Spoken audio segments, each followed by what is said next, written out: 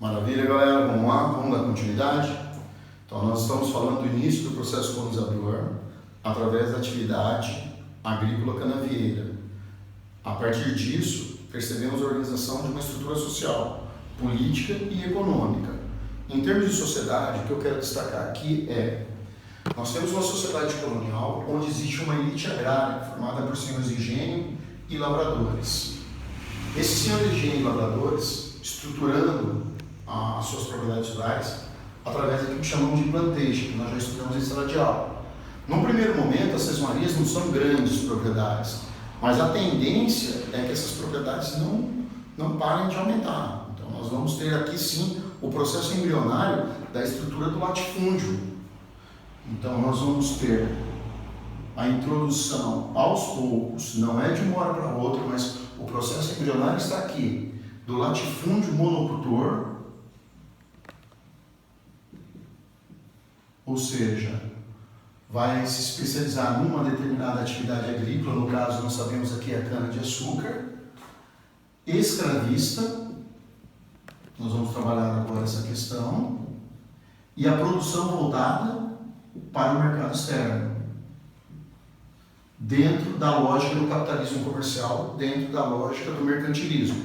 Produção na colônia, produção do açúcar na colônia, se volta para o mercado europeu, estimulando a atividade econômica Brasil, colônia e Europa. Nós vamos destacar agora aqui também a questão do tráfico negreiro. Então, a gente vai falar do chamado comércio triangular, Europa, África e América. Nós também temos a presença aos poucos no Brasil de comerciantes. Afinal de contas, teremos um comércio externo entre colônia e metrópole. Mas não podemos esquecer que aos poucos também começa a estabelecer um comércio interno, um comércio local, um comércio regional. Não podemos esquecer que no momento que eu tenho a introdução dos governos gerais e de outras estruturas políticas, como as câmaras municipais, nós também temos a presença dos funcionários públicos. Então você tem um governador geral que é a extensão do Estado, apoiado pelo ouvidor-mor, responsável pela justiça, apoiado pelo capitão-mor, responsável pela defesa, apoiado pelo ouvidor-mor, que é o responsável pela justiça. Você tem o juiz ordinário, mais tarde o juiz de fora. Você tem os vereadores, então você tem pessoas que estão compondo a estrutura da máquina administrativa. Chamamos aí de funcionários públicos. Nós temos também outras atividades se desenvolvendo nesse período colonial. Nós temos pequenas e médias propriedades rurais, e não apenas estruturas latifundiárias. Vamos ter também uma produção alimentícia dentro das próprias estruturas rurais, mas algumas estruturas rurais se especializando na produção alimentícia, como por exemplo, mais tarde nós vamos estudar a criação do gado, a pecuária. Há um comércio interno dentro da colônia, local, regional. Esse comércio interno, na maioria das vezes, não é reconhecido pelo Estado português, porque ele não consegue taxar, não consegue cobrar impostos. Então se estabelece a partir de regras locais, o que nós vamos acabar chamando de contrabando. Esse contrabando, que é uma atividade que o Estado não consegue normatizar, não consegue estabelecer regras, não consegue cobrar impostos, para o Estado português é um comércio legal. Ele é ilegal, mas ele é extremamente comum e praticado por todos os setores sociais, desde a elite até as classes populares. Então eu gostaria que você percebesse que a sociedade colonial que se estabelece com a agricultura, ela não é dividida apenas entre proprietários de terras e de trabalhadores escravizados. Outros nichos sociais, outros setores sociais começam a surgir também, e a partir daí toda uma complexidade. Eu gostaria de trabalhar agora aqui um pouco a questão da escravidão, que vai predominar ao longo de todo o período colonial e monárquico. A escravidão no Brasil, ela só é oficialmente eliminada em 1888, 13 de março de 88, a Lei Áurea, assuntos que nós vamos trabalhar em outras aulas. Sobre a escravidão, eu gostaria de destacar o seguinte: no início do processo colonizador, século XVI e início do século XVII, haverá um predomínio da escravidão indígena. Populações indígenas serão escravizadas e trabalharão como escravos durante todo o período colonial, em algumas áreas até mesmo no período monárquico. Porém, essa escravidão indígena, ela começa em algumas regiões a ser aos poucos substituída pela escravidão africana. Então, um detalhe importante: a escravidão indígena, ela predomina no Brasil colônia do século XVI, na transição do XVI para o XVII, pelo menos em suas duas primeiras décadas. Em algumas áreas coloniais, como no atual Nordeste, Bahia, Ceará, Sergipe, Pernambuco, só a partir da terceira década, só a partir da década de 30, 40 do século XVII, é que começa a predominar a escravidão africana. Então, detalhe, num primeiro momento predominou a indígena, já existindo a escravidão africana, desde o século XVI. A partir do século XVII, em algumas áreas onde o processo colonizador é mais intenso, predomina a escravidão africana, sem nunca deixar de existir a escravidão indígena. Ela sempre existirá. A escravidão africana, ela passa a predominar em determinadas áreas coloniais em função principalmente do lucro obtido com o tráfico negreiro. Não nos esqueçamos, já trabalhamos isso, Portugal trabalha com tráfico negreiro desde a segunda metade do século XV, dentro do contexto da expansão marítima, no contorno do continente africano para o continente asiático, né, no ciclo oriental de navegação que nós já trabalhamos. Então, Portugal já tem no território do continente africano feitorias africanas, onde obtém trabalhadores que serão colocados na condição de escravos e trazidos para o continente americano.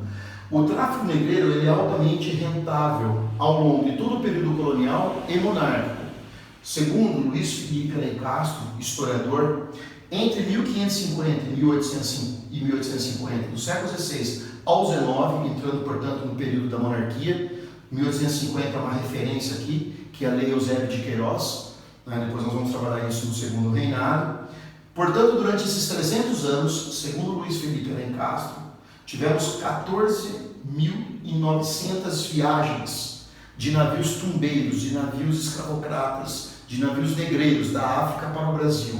Teria entrado nesse espaço de tempo no Brasil 4,8 milhões de trabalhadores africanos escravizados. A cada 100 pessoas que entraram nesse período no Brasil, 86 na condição de escravos, apenas 14 na condição de colonos, para nós percebermos a realidade do Brasil, do período colonial monárquico e republicano, realidades sociais que nós temos até os dias de hoje. O predomínio da escravidão trouxe uma miséria humana para a sociedade colonial, para a sociedade brasileira do século XIX e XX, chegando até o século XXI. E um outro assunto que nós deveríamos abordar aqui é a questão da Igreja Católica. Por que predominou a escravidão africana em algumas regiões em relação à indígena? Em função do lucro do tráfico negreiro? Perfeito. Mas também sabemos que temos a pressão do próprio Estado português, que lucra com esse tráfico negreiro, com os impostos cobrados sobre esse tráfico negreiro, ele próprio praticando esse tráfico negreiro, e a pressão da própria Igreja Católica, que, no primeiro momento, historiadores portugueses, né, afirmam que nas décadas de 40, 50 do século XVI, algumas missões jesuíticas chegavam a fornecer trabalhadores indígenas aos primeiros engenhos. Porém, na segunda metade do século XVI, a posição da Igreja Católica é de condenar a escravidão. Condenar a escravidão porque a Igreja Católica está muito mais envolvida com a questão da evangelização, da catequização das populações nativas. Segundo Anchieta, ao escravizar um indígena, este resiste à presença europeia. Portanto, este resiste ao próprio processo catequizador. Então você começa a perceber um jogo de interesses e de tensões que existem dentro da colônia, entre aqueles que não querem a escravidão indígena por questão de interesses próprios e aqueles que querem a escravização indígena também por outros interesses. Então, eu acho que seria legal aqui nós batermos um papo sobre a presença também desta Igreja Católica no processo colonizador.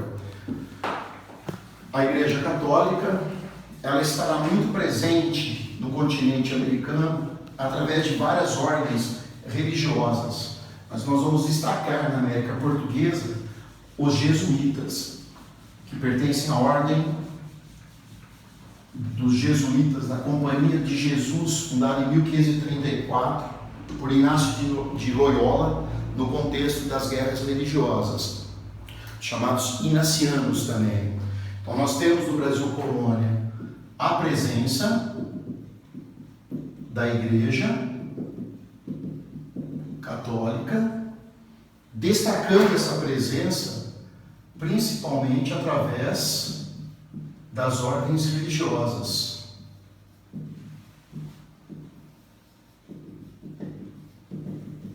Destas ordens religiosas, nós vamos destacar, e não apenas, mas destacar a Companhia de Jesus, os jesuítas.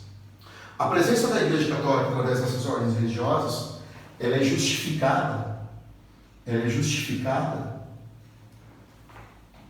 através de um processo catequizador.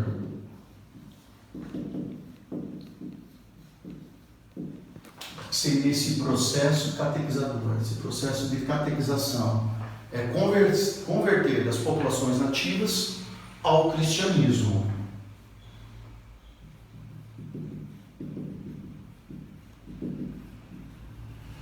Converter as populações nativas e indígenas ao cristianismo é uma forma de assegurar a presença da Igreja Católica.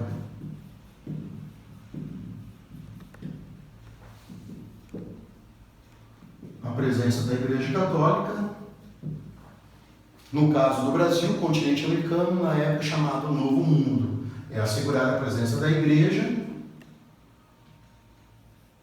na América, no Novo Mundo. Só que nós sabemos que eles também estarão presentes na África e na Ásia. Eu diria que aí está havendo um processo de globalização desse próprio cristianismo. Por que não expansão do poder da Igreja Católica além do continente europeu? Além de assegurar a presença da Igreja Católica no continente americano, portanto garantindo sua presença também política, por que não? Nós sabemos que a Igreja Católica era muito presente junto aos Estados Ibéricos, tanto em Portugal como em Espanha. Mas além dessa presença política da Igreja Católica no continente americano, nós podemos pensar também que com isso eles conseguem assegurar lucros dentro do próprio processo de colonização. Como que a Igreja ela assegura lucros? Participando de atividades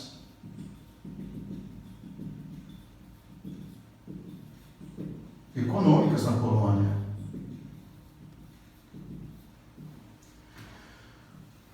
Então nós destacamos principalmente, mas não apenas, a questão das drogas do sertão, que nós vamos aprofundar em outras aulas.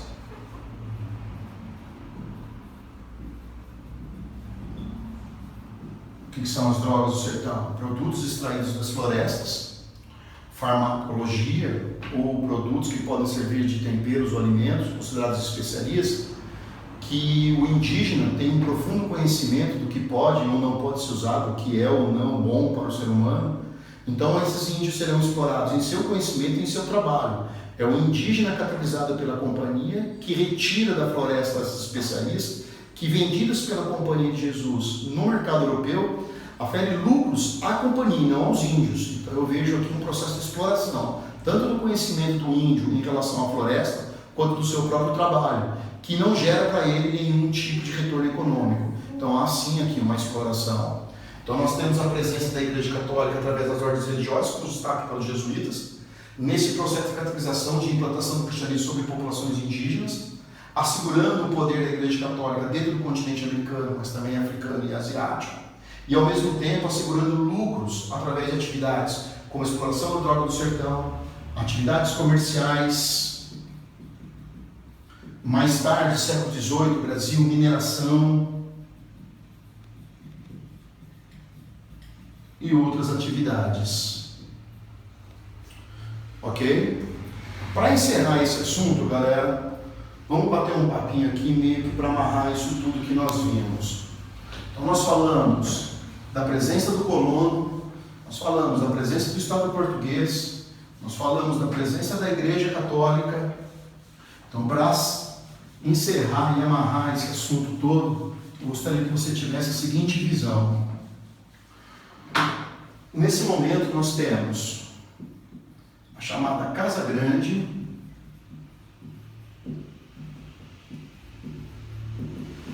senzala,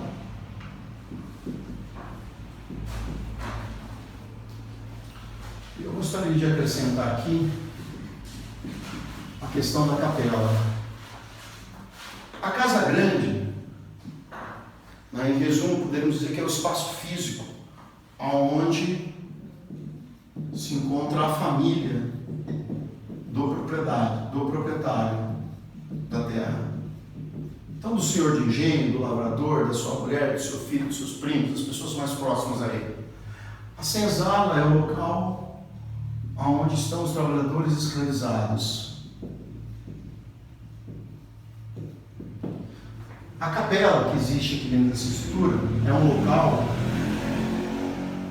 onde você tem o espaço para se fazer as orações, as cerimônias, basicamente um espaço cristão.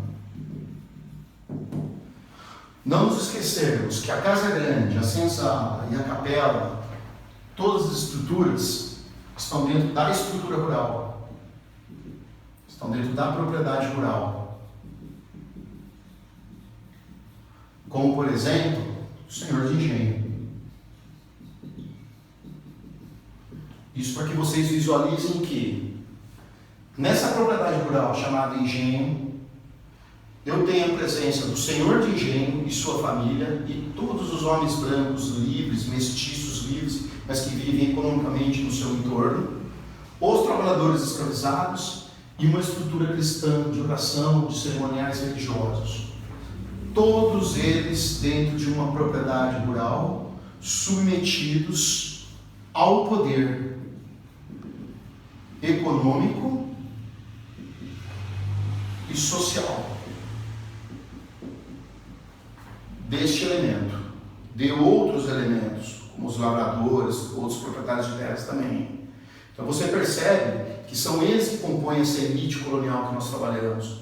São eles que detêm um poder econômico sobre a maioria das pessoas que vivem dentro das suas terras e no entorno dessas terras, dentro de uma vila ou dentro de uma cidade. É aqui que está se estabelecendo a chamada elite colonial local, tão importante, tão fundamental para entendermos esses séculos que vão do 16 até a nossa independência, século XIX. Tá legal? Abraço, até mais.